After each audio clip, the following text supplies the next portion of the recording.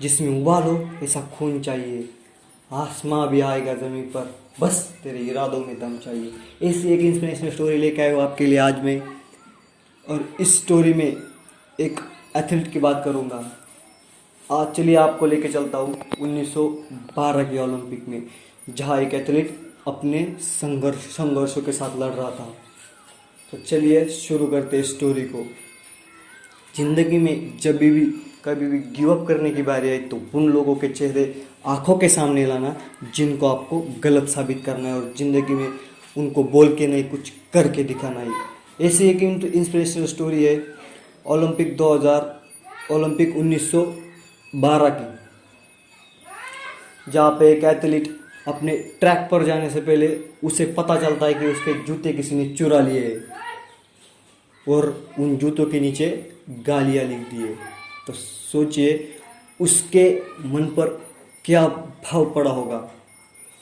और फिर वो एक जगह पर बैठता है, और वो इसके लिए नया नहीं था, वो इसके लिए नया नहीं था कुछ भी। बचपन से ही जब 10 साल का था तब माँ बाप भाई गुजर गए थे, तब से ही अकेले रहने की आदत पड़ गई थी, लोगों के ताने सहने की आदत पड़ गई थी। उसमें एक बहुत बड़ा गुस्सा था, वो गुस्सा वो आज कहाँ निकालूं, तो उसने स्पोर्ट ज्वाइन किया।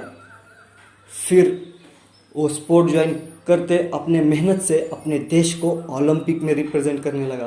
फिर ओलंपिक में आने के बाद उसके साथ ये हंसता हुआ, और वो जब ट्रैक पर खड़ा था तो वो अपने आप से बोलने लगा, जब तेरे पैरों में जूते नहीं है इस कारण तू रेस में नहीं दौड़ेगा, ज़िंदगी में तेरे जितना मूर्ख कोई नहीं होगा।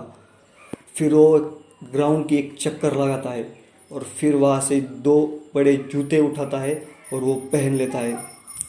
और उन जूतों को पहनने का एक ही मकसद होता है कि कंकर ना चुभे पैरों में।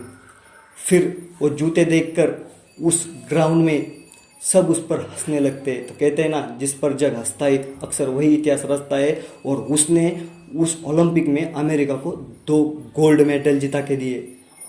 ये स्टोरी है जिम थॉर्पे की।